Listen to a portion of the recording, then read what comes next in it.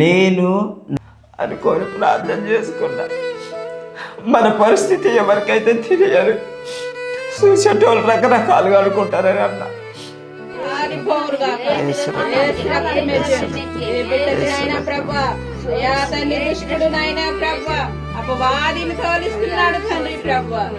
ఒకటి రెండు మంత్స్ అట్లా అవుతుంది అని అనుకుంటుండు. ఇంకా నేను 5-6 వచ్చంటే గా దేవుడు బతికిస్తాడా, గా ఏసే దేవుడు, బొట్టు లేని దేవుడు, ముండ దేవుడు, గా దేవుడు బతికిస్తాడా, గా దేవుని గురించి నాకు చెప్పొద్దు.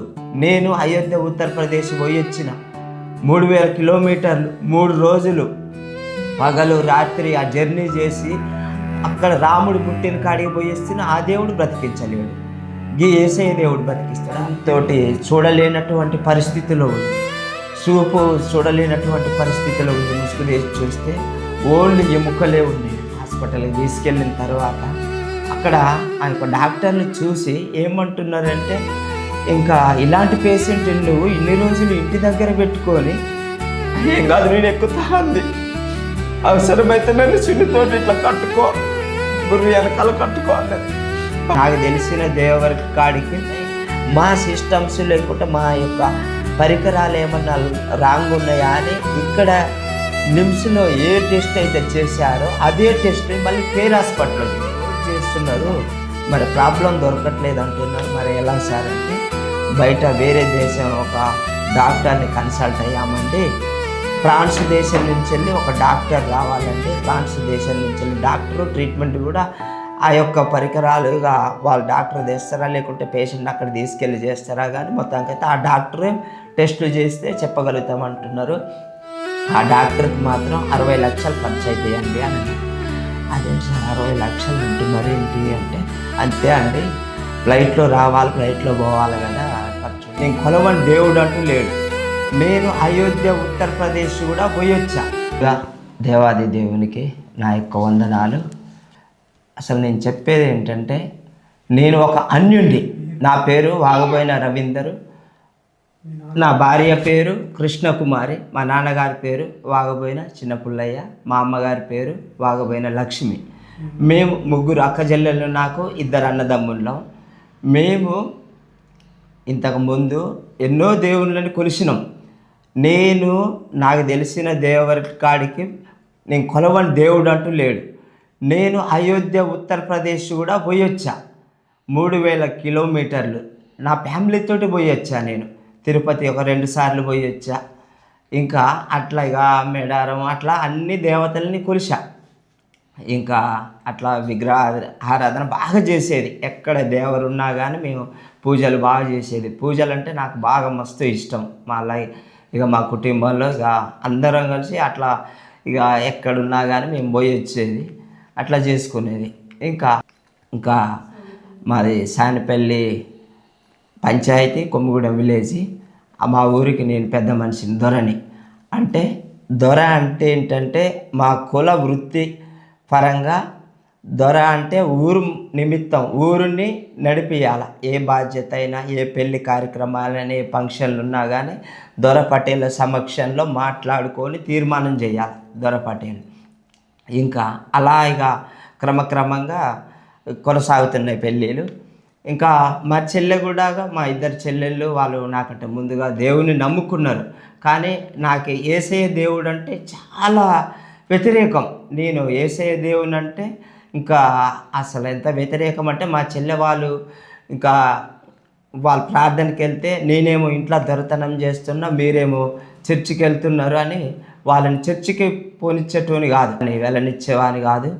ఇంకా వాళ్ళు ఎవరన్నా చర్చి ప్రోగ్రాంలు, ఇంకా వాళ్ళు చర్చికి సంబంధించిన వాళ్ళు, ఇంకా పరిశుద్ధులు వాళ్ళందరూ పెట్టుకుంటారు కదా, వాళ్ళు ప్రార్థన పెట్టించుకుంటే ఆ ప్రార్థనకి నేను పర్మిషన్ ఇచ్చేటోని కాదు.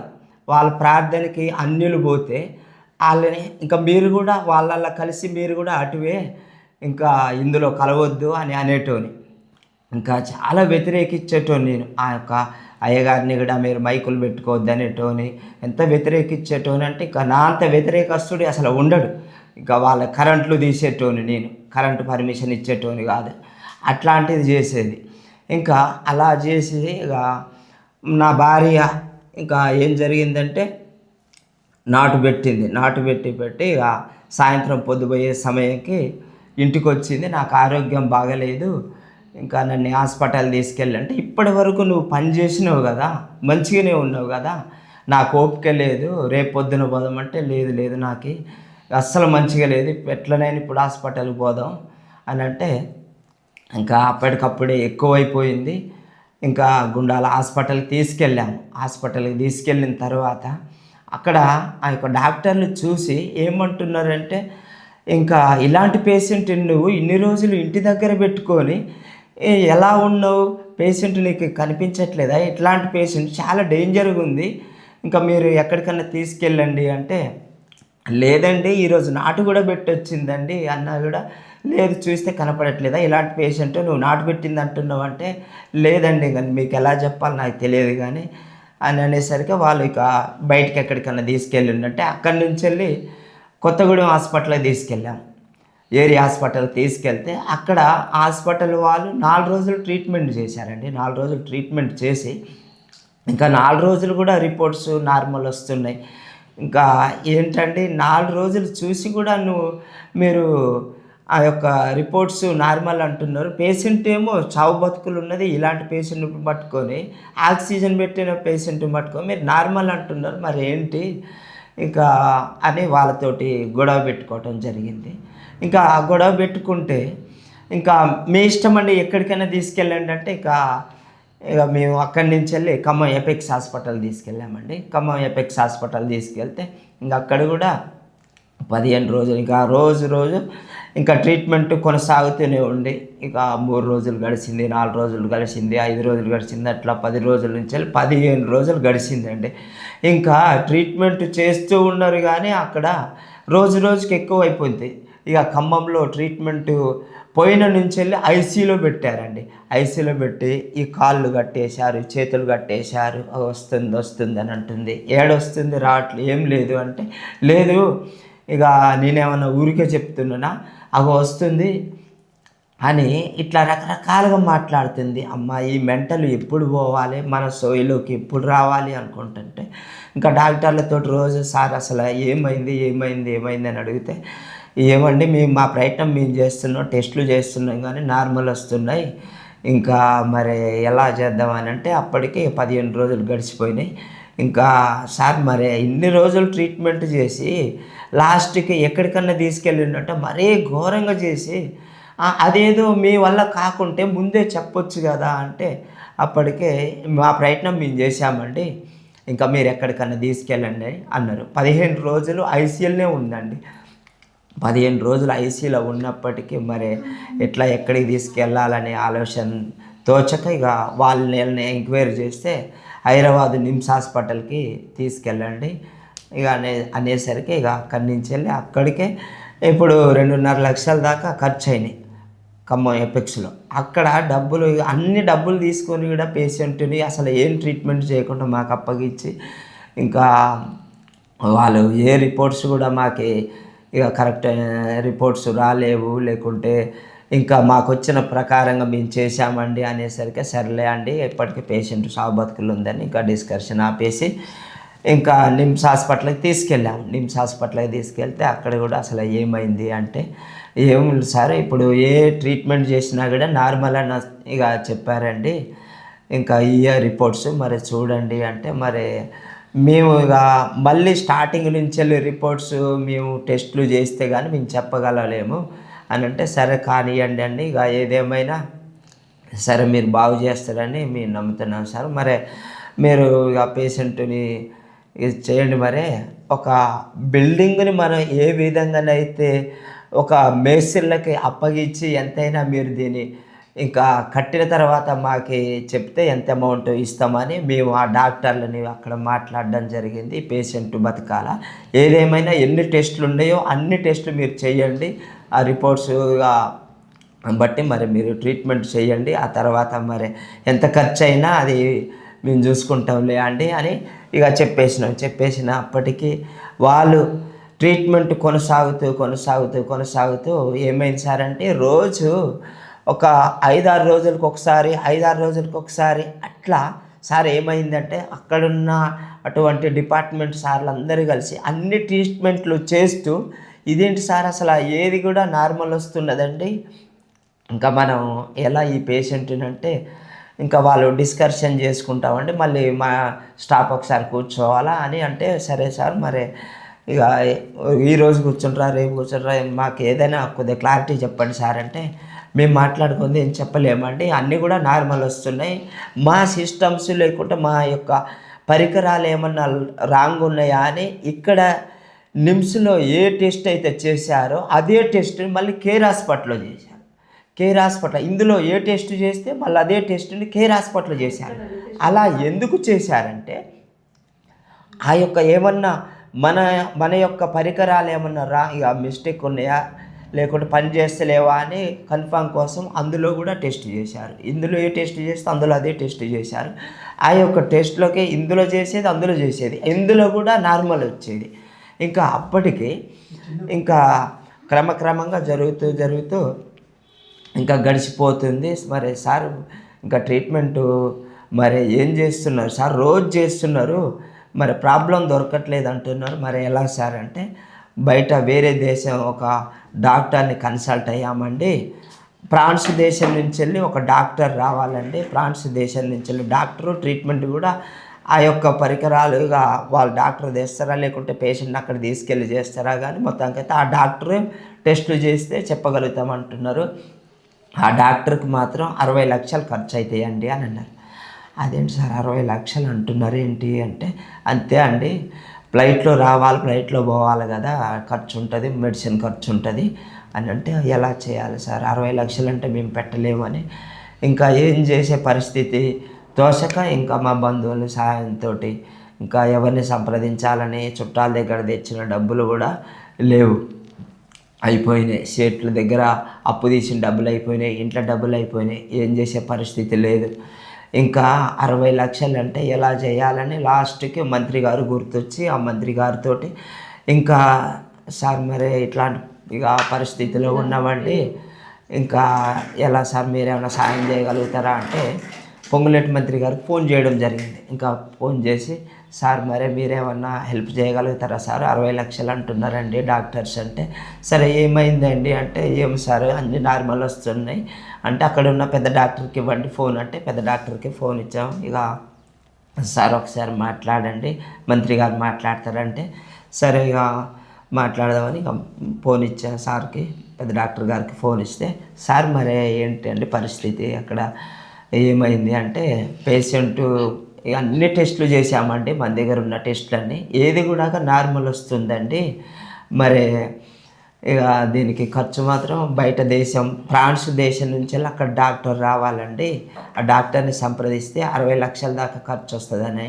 అని చెప్పారు. అది కూడా గ్యారంటీ చెప్పలేము, 50-50% అని చెప్తున్నారు అని ఇంకా చెప్పారు సార్. మరి ఎట్లా సార్ అంటే, ఇంకా లాస్ట్కి 30 లక్షలు మీరు అడ్వాన్స్ పేమెంట్ చేయండి సార్, డాక్టర్కి ఇంకా మనం బుక్ చేసుకోవాలి, డాక్టర్ వస్తారండి, పేమెంట్ ఒక 30 లక్షలు చేయండి అడ్వాన్స్ అంటే, ఇంకా మాట్లాడి సార్ మరి మాట్లాడి మళ్ళీ నేను ఆలోచన చేసుకొని చెప్తాను సార్ అని మంత్రి గారు కూడా ఫోన్ పెట్టేశారు. ఇంకా అప్పటికి అనుకున్న ఆయన ఎవరైనా ఇంకా 30 లక్షలు అంటే ఎవరు చేయగలుగుతారు, మనము ఇంకా ఒకవేళ 5-6 లక్షలు 10 లక్షల వరకు అయితే ఏమన్నా సాయం చేయగలుగుతారేమో కానీ 60 లక్షల్లో 30 లక్షలు అడ్వాన్స్ కొట్టమంటే ఇంకా ఏ మంత్రి గారు కూడా కొట్టారు. ఇక ఎవ్వరు కూడా అంత పేమెంట్ అంటే సాయం చేయలేరని ఇంకప్పటికి ఇంకా మా అమ్మ కూడా హాస్పిటల్లో ఉంది, అమ్మ ఇంకా ఏం చేసేది లేదమ్మా పేషెంట్ని ఇంటికి తీసుకెళ్దాము అని అంటే, మా అమ్మ కూడా అరే పేషెంట్ చనిపోలేదు కదా, బ్రతికే ఉంది కదా, మనం ఇంటికి ఎలా వెళ్తాం, ఇంటికి తీసుకెళ్తే అక్కడ డాక్టర్ లేడు కదా, డాక్టర్ ఉన్నాడు కదా, ఇక ఎట్లా మరి అని అంటే, ఇంకా మరొక మార్గం లేదమ్మా, చావే మార్గం, ఇంకా మరొక ఆప్షన్ లేదమ్మా అని ఇంకా అక్కడి నుంచి వెళ్ళి ఇంకా డిశ్చార్జ్ చేసుకొని ఇంకా డబ్బులు లేవు అని ఇంటికి తీసుకొచ్చినాం, పడుకోబెట్టిన తర్వాత అక్కడ ఇంకా ఊరోళ్ళందరూ కలిసి ఇంకా ట్రాఫిక్ వచ్చిండ్రాట, దొర వచ్చిండాట, వాళ్ళ భార్యను తీసుకొచ్చిండాట, ఇంకా చూసేద్దాం. అట్లాగే బతుకమ్మ పండగ వచ్చింది, బతుకమ్మ పండగకి మనకు పర్మిషన్ కావాలి కదా, దొర వచ్చింది కదా, బతుకమ్మ పండుగ ఆడదామని ఇంకా ఊరోళ్ళందరూ కలిసి వచ్చారు.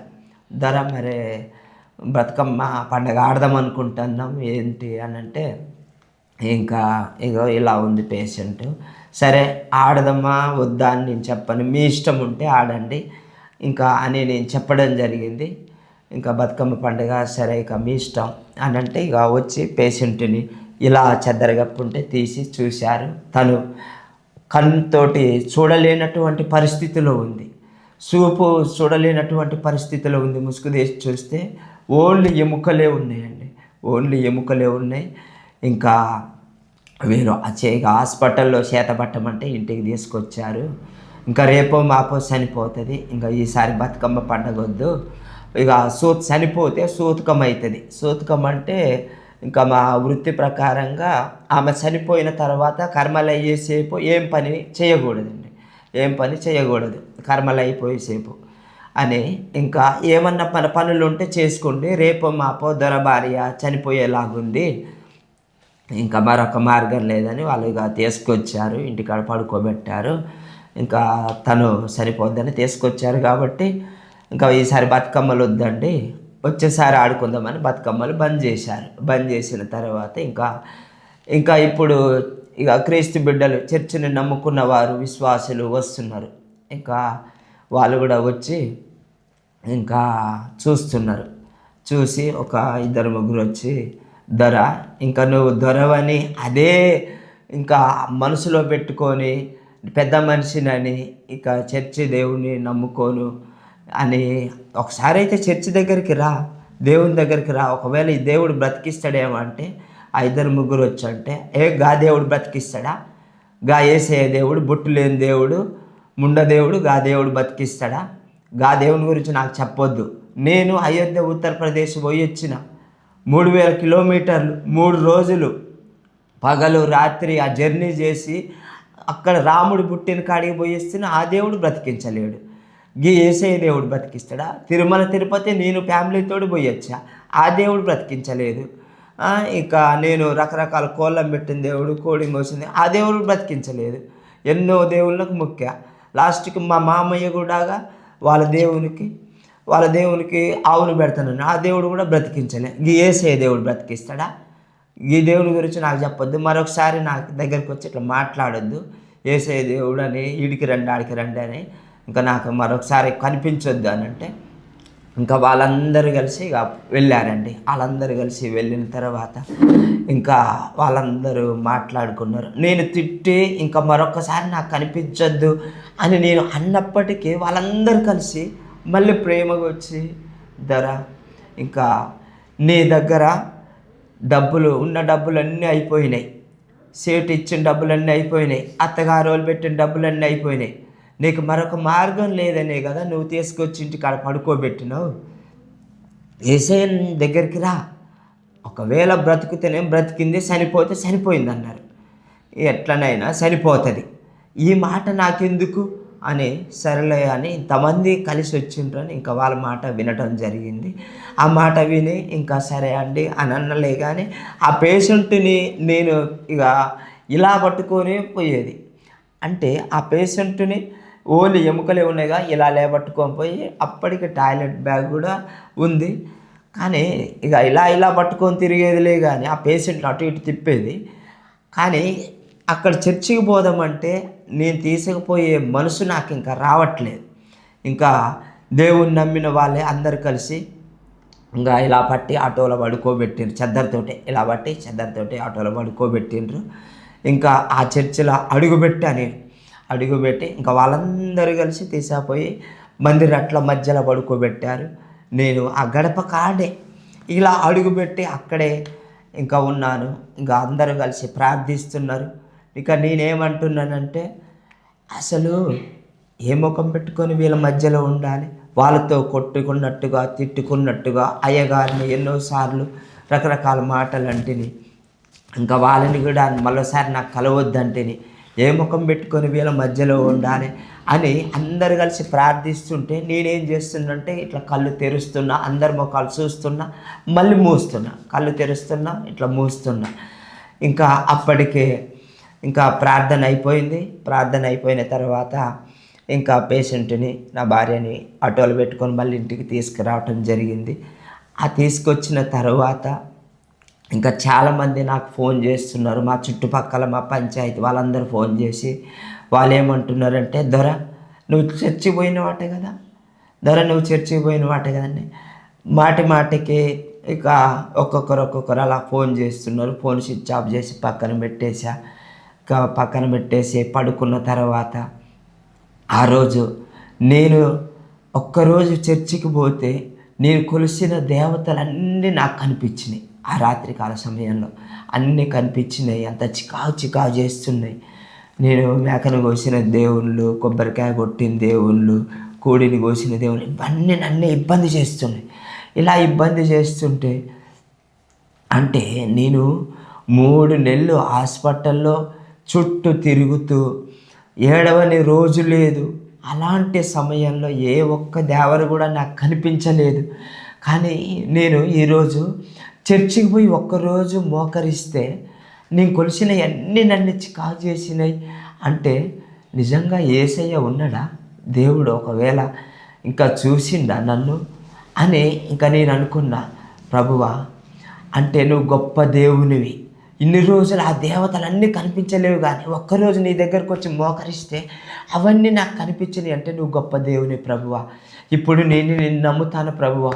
అయ్యా, నేను నిన్ను నమ్ముతాను, నన్ను నమ్మితే నా భార్యను బతికించు ప్రభువా అని ఇక అందరిలాగా నేను ప్రార్థన నాకు రాదు ప్రభువా అని నేను దేవుని కోరుకున్నా. ఇంకా ప్రభువా, నా భార్య ఈరోజు కళ్ళు తెరవి ప్రభువా, నా భార్య కళ్ళు తెరచాలి ప్రభువా. ఇంకా నాకు అందరిలాగా ప్రార్థన రాదు ప్రభువా అని నేను ప్రార్థించా. ఇంకా ఆ ప్రభు ఇక నా మాటను విన్నాడు. ఇక నేను నిన్ను నమ్ముతానని నన్ను నమ్మితే ప్రభువా, ఇంకా నా భార్య ఈ ఒక్కరోజు కళ్ళు తెరిచి రేపు చనిపోయినా పర్వాలేదు ప్రభువా. నన్ను ఎంతోమంది ఫోన్ చేసి ద్వారా నువ్వు చర్చికి పోయినవా అని అంటున్నారు ప్రభువా. దానికోసమైనా నా భార్య ఈరోజు ఒక్కరోజు కళ్ళు తెరిపించి ప్రభువా అని నేను ప్రార్థించా. అందరి తీరుగా అందరిలాగా నాకు ప్రార్థన రాదు ప్రభువా. ఈ మొక్క మాత్రం నేను చెప్పుకుంటాను ప్రభువా. నిజంగా నా మాట విన్నట్లయితే నా భార్య కళ్ళు తెరిపించు ప్రభువా అని నేను ప్రార్థించా. ఇంకా ఆ రోజు నా భార్య కళ్ళు తెరిచింది. ప్రభువా, నిజంగా నా మాట విన్న ప్రభువా, నీకు వందనాలు, స్తోత్రాలు ప్రభువా. ప్రభువా, విశ్వాసులందరూ కలిసి చర్చికి పోయేటోళ్ళందరూ కలిసి పెద్ద మంత్రగాళ్ళు అనుకున్న ప్రభువా. కానీ కేవలం నా మాటకు నాయన నా భార్యను కళ్ళు తెరిపించిన ప్రభువా. అంటే నన్ను క్షమించినట్టే ప్రభువా. ఇక నన్ను నమ్మినావు కాబట్టి ప్రభువా, నా నోటి మాటల ద్వారా, నా సెల్లు మొబైల్ ద్వారా రకరకాలుగా నిన్ను హేళన చేసిన ప్రభువా, నన్ను క్షమించే ప్రభువా. ఇక నీకు కరెంట్లు కూడా నీ ప్రోగ్రాంలు జరుగుతా అంటే కరెంట్లు తీపిచ్చే ప్రభువా, నన్ను క్షమించే ప్రభువా. నీకు వ్యతిరేకంగా ఎన్నో మాటలు మాట్లాడిన ప్రభువా, వాళ్ళతోటి కలవనిచ్చేది కాదు ప్రభువా, నన్ను క్షమించు ప్రభువా అని ఇంకా నన్ను ప్రభు క్షమించిండు అని అర్థమైపోయింది. అప్పటి నుంచి వెళ్ళి ప్రార్థన చేయటం మొదలుపెట్టా. ఇంకా ఇక నా భార్య కళ్ళు తెరిచినాక ఏమంటుందంటే, ఇక్కడ గోకు దురద పెడుతుంది అంటుంది. ఈ చేతులు కదిలే పరిస్థితి లేదు, కాళ్ళు కదిలే పరిస్థితి లేదు. ఇంకా ప్రభువా, ఆ చేతులు కూడా నువ్వే కదిలించి ప్రభువా అని నేను చెప్పినప్పటికీ హల్లెలూయా అనుమంటే ఇట్లా పడుకొని ఇట్లా హల్లెలూయా అని ఇట్లానే చేతి ఇట్లా కదిలింది అని అనుకునేది. కనీసము తాగేది కాదు. ఇక పాలు నోట్లో పోస్తే గుడుకుమని మింగిందని సంతోషపడేటోని. కానీ ఆ ప్రభు కళ్ళు తెరిపించిండు నా భార్యని, కళ్ళు తెరిపించిండు. ఇక కళ్ళు తెరిచిందాటని అన్యులందరూ కలిసి దొర ఒక్కరోజు చర్చికి పోతే దొర భార్య కళ్ళు తెరిచిందా అని వాళ్ళే సువార్త ప్రకటించుకున్నారు. దేవునికి మహిమ కలుగును గాక. వాళ్ళు మళ్ళీ నిజంగా కళ్ళు తెరిచిందా దొర భార్య అని మళ్ళీ ఎంతమంది అయితే కళ్ళు మూసినప్పుడు చూసిండ్రో మళ్ళీ అది కళ్ళు తెరిచినాక మళ్ళీ చూడడానికి అంతకంటే ఎక్కువ మంది వచ్చారు. నిజమా అబద్ధమా అని కన్ఫర్మ్ చేసుకోవటం కోసం ఇంకా చర్చికి తీసుకెళ్ళిన వాళ్ళందరూ విశ్వాసులందరూ కలిసి వచ్చి ఆ సాయంత్రం ప్రార్థన చేయటం మొదలుపెట్టారు. మా వదిన కూడా ఎన్నోసార్లు చెప్పినప్పటికీ నేను వినలేదు. మా చెల్లి అయితే ఖమ్మం హాస్పిటల్ ఉన్నప్పుడు కూడా ఎన్నోసార్లు ప్రార్థన చేసింది. ఆ రోజు ప్రార్థన చేసినప్పుడు నా భార్య నువ్వేం చూసినావంటే నేను యేసయ్యని చూసినా అని అంటుంది. మతి స్థిమితం లేకున్నా యేసయ్య కనిపించిండు అని అంటుంది. అసలు మా చెల్లె కూడా నేను కృతజ్ఞతలు చెప్పాలి మా చెల్లెకి. అసలు దాన్ని ఎంతగానో ఏడిపించిన నేను చచ్చికొద్దని మా చెల్లెని. ఇక 2-3 రోజులు ఏడిసింది మా చెల్లె కూడా. ఇంకా అలా ఇక నా భార్య రోజు రోజుకి క్రమక్రమంగా ఇంకా ఆ చేతులు కదులుతున్నాయి, ఇంకా ఆ కాళ్ళు కూడా నువ్వే కదిలించాలి ప్రభువా అని నేను అనుకున్నా. ఆ తర్వాత ప్రభువా ఈ మందులు ఎందుకు పనికి రావట్లేవు ప్రభువా, ఈ మందులు నేను వాడను ప్రభువా, గొప్ప సాక్షి బిడ్డగా ఉండాలంటే ప్రభువా నా భార్యను నువ్వే బ్రతికించు ప్రభువా, ఇంకా కదిలించు ప్రభువా, నడిపించు ప్రభువా అని నేను ప్రార్థించుకున్న. ప్రభువా నా ప్రార్థన వింటున్నావు అని అనుకున్నా ప్రభువా. ఇంకప్పటి నుంచి వెళ్ళి నా ప్రార్థన స్టార్ట్ అయింది. అప్పటి నుంచి వెళ్ళి దేవుడు ఇప్పటి వరకు ప్రతి ప్రార్థనకు సమాధానం ఇస్తున్నాడు. దేవునికి మహిమ కలుగును గాక. ఇంకా అలా ప్రార్థన చేస్తూ ఉంటే ఆ మందులు విశ్వాసులు అందరూ కలిసి వచ్చి మేము ప్రార్థన చేస్తున్నాం, నువ్వు కూడా చర్చికి వస్తున్నావు కానీ ఆ మందులు వాడకుండా పక్కకు పెట్టొద్దు, ఎందుకంటే ఎంత దేవుని నమ్ముకున్నా మందులు వాడాలని చెప్పారు. అయినప్పటికీ ఈ మందులు ఎందుకు పనికి రావట్లేవు అని నాకు మా మనసులో బాగా ఇంకా నాటుకుపోయింది. ఇంకా అది దేవునికి తెలుసు, నాకు తెలుసు ఆ మందులు అవి వద్దని ఇంకా ఆ మందులన్నీ పక్కకు పడేసా. ఇంకా అప్పటి నుంచి వెళ్ళి దేవుడు కూర్చోవటము, ఇంకా ముద్ద జావ కలిపి అన్నం తినిపిస్తే కొద్దిగా పళ్ళు జ్యూస్ చేసి తాగిపించటం, అలా అప్పటి నుంచి వెళ్ళి క్రమక్రమంగా దేవుడు 6 నెలలు తిరగక ముందే, 6 నెలలు గడవక ముందే నా భార్య మిర్చి కోయటానికి పోయింది. దేవునికి మహిమ కలుగును గాక. ఇంకా అప్పటి నుంచి వెళ్ళి ఇప్పటి వరకు మేము ప్రార్థనలో కొనసాగుతున్నాం. ఇంకా ఆ పక్కల నుంచి వెళ్ళి కొద్దిగా అటు ఇటు ఇట్లా డొర్లటము కూర్చోవటం కొద్దిగా జరుగుతుంది. ఇంకా అప్పటి నుంచి వెళ్ళి ఇక స్వస్థతలు బాగా ఉన్నాయి, బాగా స్వస్థత కలుగుద్దని ఉరుకుద్ది నడుస్తుంది. ఉద్యోగం ఉన్న కాడికి వెళ్ళాలి అంటే అక్కడి నుంచి వెళ్ళి బోర్డు తీసుకొచ్చి అక్కడి నుంచి వెళ్ళి సుదిమల్ల చర్చికి తీసుకెళ్ళాం. సుదిమల్ల చర్చికి తీసుకెళ్ళిన తర్వాత ఇంకా తను ఇంకా అమ్మగారు చూసి ఇక బ్రతుకుతుంది అని చెప్పింది, మంచిగా అవుతుంది అని చెప్పింది. ఇంకా ఒకే రోజు ఇద్దరం కలిసి ప్రార్థనకి వచ్చేది పోయేది, ఆటో తీసుకొని కిరాయికి తీసుకొని వచ్చేది. అక్కడ ఆటో కూడా ఇక అక్కడి నుంచి బోర్డు నుంచి వెళ్ళి సుదిమల్ల రావటానికి 800 అయ్యేది ఛార్జీ. రాని 800 పోని 800 అయ్యేది తీసుకునేది, ఉన్న ఊరు అటువే. కానీ ఇంకా మరొక రోజు అలా తీసుకెళ్తూ లాస్ట్కి ఆ డబ్బులు కూడా లేవు. ఇక పండ్లు అవి ఒకటి తీసేసరికి 500 మిగిలినాయి.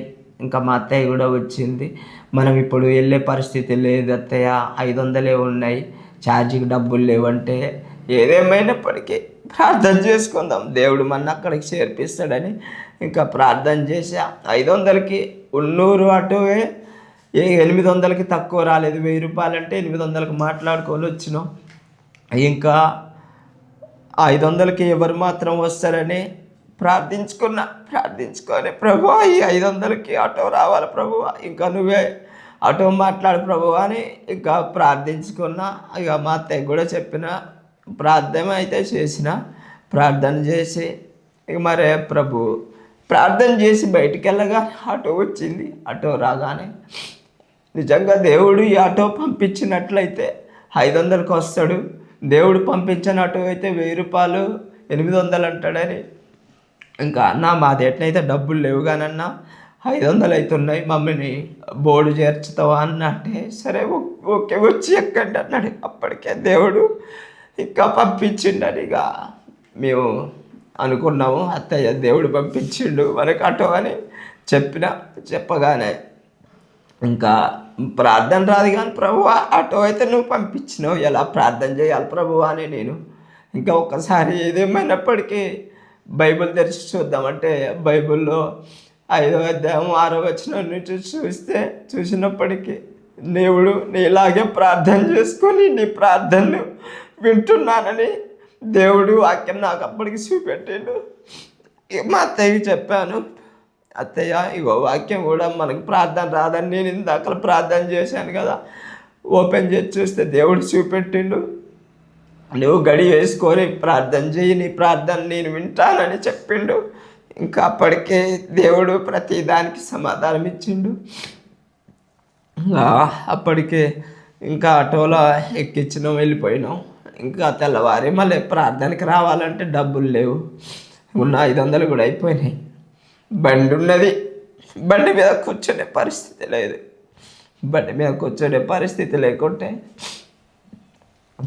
మళ్ళీ వారం వచ్చింది, ఎలా పోవాలని అనుకొని ప్రార్థన చేసుకుంటే నా భార్య లేచింది, కూర్చొని నేను బండి ఎక్కుతా, బండి తీయాలంటుంది. డబ్బులు లేని పరిస్థితిలో బండి మీద తీసుకెళ్తే ఎంతమంది ఏమనుకుంటున్నారని నేను అనుకొని ప్రార్థన చేసుకున్నా. మన పరిస్థితి ఎవరికైతే తెలియదు, చూసేటోళ్ళు రకరకాలుగా అనుకుంటారని అన్నా. ఏం కాదు, నేను ఎక్కుతా అంది. అవసరమైతే నన్ను చున్నితోటి ఇట్లా కట్టుకో, బుర్రి వెనకాల కట్టుకో అన్నది. ఒకవేళ నువ్వు పడిపోతే నేను కూడా పడిపోతా, బండి కూడా పడిపోతుంది, అది ప్రమాదకరం అనుకున్నా. అలా కట్టుకోకుండా పర్వాలేదు, నేను కూర్చుంటా అన్నది. ఇద్దరు కలిసి లేపిళ్ళు, లేపితే కూర్చున్నది. వచ్చి కూర్చున్న తర్వాత నేనుంటా ఇట్లా అన్నది. అప్పటికే బండి స్టార్ట్ చేయంటే బండి స్టార్ట్ చేశాను. బండి స్టార్ట్ చేసిన తర్వాత మందిరానికి తీసుకొచ్చిన తర్వాత అమ్మగారు చూసి, ఎలా వచ్చారు మీరు? 2 వీలర్ వేసుకొని వచ్చామమ్మా అని చెప్పా. 2 వీలర్ వేసుకొని వచ్చాను, మీ అత్తయ్య రాలేదు అని అన్నది. ఇద్దరు ఎలా వచ్చారు, ఇలా పేషెంట్ ఎలా తీసుకొచ్చామంటే, మేము 3 వచ్చినాం అమ్మగారు అని చెప్పా. 3 వచ్చాము. 3వ మనిషి ఎవరు అంటే యేసయ్య బాయనకు వచ్చారని చెప్పా. ఇంకా అప్పటి నుంచి వెళ్ళి ఇంకా క్రమంగా ఇక చర్చికి వస్తుంది. ఇంకా తను ఇక వాళ్ళ ఆడబిడ్డ అంటాను, వాళ్ళ వదిన, వాళ్ళ చిన్న బాబాయ్, వాళ్ళ కోడల ఇంకా చర్చికి పోదామని ఇద్దరు కలిసి చర్చికి వచ్చేది. సరే ఇక అప్పుడు నడుస్తుంది కదా అని తీసుకొచ్చా. ఇంకా మీరిద్దరే రండి అని అంటే ఇంకా అక్కడి నుంచి వెళ్ళి వాళ్ళిద్దరు కలిసి వచ్చేది. ఇంకా ఒకరోజు అమాస కూడికకి తను రాలేదు, మన భార్య కూడా రాకుంటుంది. ఇంకా రాకుంటుంటే ఆ రోజు మళ్ళీ ఒకేసారి పడిపోయింది. ఇక అప్పటికే రాకుండా అమావాస కోడికి అక్కడే ఆగిపోయింది. చూసేద్దామని నేను వచ్చాను. వచ్చి ప్రార్థిస్తుంటే మళ్ళీ ఒక్కసారి నోరు చాపింది, గాలి పీల్చే పరిస్థితిలో లేదు. బాగా భయం వేసింది ప్రార్థన చేస్తుంటే. ఇక అట్లే గట్టిగా ప్రార్థన చేసా. తను మొత్తం నరాలన్నీ గుంజకపోయినాయి. ఇంకా అక్కడి నుంచి వెళ్ళి ఇంకా తీసుకొచ్చా. మళ్ళీ చర్చికి తీసుకొస్తే ఇక మళ్ళీ ఖచ్చితంగా రోజు సరిపోతుంది అనుకున్నాం. అమ్మగారు చూసింది, తను 2 గంటలకి మళ్ళీ కళ్ళు తెరుస్తుందని అన్నది. కళ్ళు తెరుస్తుందని అంటే నిద్రపోనీయకుండా అట్లనే కంటిన్యూగా తెలితోటి ఉండాలా, అదోటి ఇదోటి పెడుతూ ఉండాలా. నిద్రపోతే ఇంకా మన చేతికి రాదని అన్నది. పిలుస్తూ ఉన్నాం, అదొకటి ఇదొకటి పెడుతూ ఉన్నాం. ఇంకా అప్పటి నుంచి ఇంకా మంచిగా అయింది. నడిచే పరిస్థితిలో మళ్ళీ కాళ్ళు చేతులు పడిపోయినాయి. ఇంకా లేచింది, ప్రభువా మరే నువ్వే నడిపించాలి ప్రభువా అని మళ్ళీ ప్రార్థించుకుంటే ఇంకా ఆ యేసయ్య నడిపించిండు. అసలు దేవునికి ఏ విధంగా చెప్పినా మా దేవుని రుణం తీర్చలేము మేము. ఇంకా అప్పటి నుంచి వెళ్ళి ప్రార్థనకి కొనసాగుతున్నాం. ఏ ఒక్కరోజు కూడా ప్రార్థనలో మిస్ కాకుండా అమావాస కూడికలు ఇక అన్ని ప్రార్థనలకు అయిపోయింది. ఇంకా తర్వాత బాప్తిస్మం ఇక మేము ప్రార్థన పెట్టుకోవాలనుకున్నాం. ప్రార్థన కూడా మంచిగా ప్రార్థన పెట్టుకున్నాం. జనవరి 1 తారీఖునే ప్రార్థన పెట్టుకున్నాం. ప్రార్థన పెట్టుకొని అదే రోజు నేను బాప్తిస్మం తీసుకోవటం జరిగింది. ఇంకా నా అదృష్టం ఏంటంటే అందరు బాప్తిస్మాలు ఎక్కడో తీసుకుంటారు, చర్చిలో తీసుకుంటారు, లేకుంటే ఎక్కడో వాగులో తీసుకుంటారు. నా అదృష్టం ఏంటంటే మా ఇంట్లోనే తీసుకున్న బాప్తిస్మం. మాది హౌస్ ఉంటుంది, హౌస్లో వాటర్ బట్టి అక్కడే ప్రార్థన పెట్టుకున్నాం. ఆ రోజు బాప్తిస్మం తీసుకున్నాం. పేరు కూడా ఆ రోజు నిర్ణయించారు. ఇప్పుడు దేవుడి పేరు అబ్రహాం శారా అనే దేవుడు మాకు ఇచ్చిండు మంచి పేరు. ఆ పేరుని మేము వినియోగించుకోవాలనుకుంటున్నాం.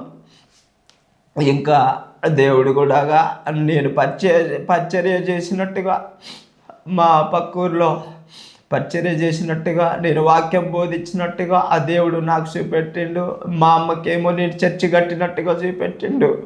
నిజంగా దేవుడు ఆ విధంగా మమ్మల్ని వాడుకుంటే దేవుడి సేవ చేయడానికి మేము సిద్ధంగా ఉన్నాము. దేవునికి మహిమ కలుగును గాక.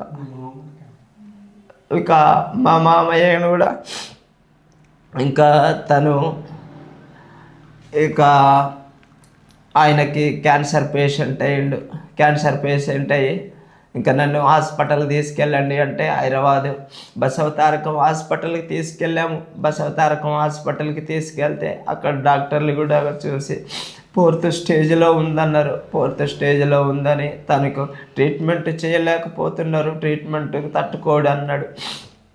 ఇంకా అక్కడ ట్రీట్మెంట్ తట్టుకోవాలంటే 2-3 సార్లు ఇక ట్రీట్మెంట్ చేయట్లేడు. కానీ డాక్టర్లు వారం రోజుల తర్వాత రా, 15 రోజులు ఉన్న తర్వాత రా అని వాళ్ళు డేట్ పెడుతున్నారు. తీసుకుపోతున్నాము, వస్తున్నాం. ఇంకా అలాంటి పరిస్థితిలో తను ఇక నడవలేక ఇక రోజు రోజుకి క్రమక్రమంగా క్షీణించిపోతున్నాడు.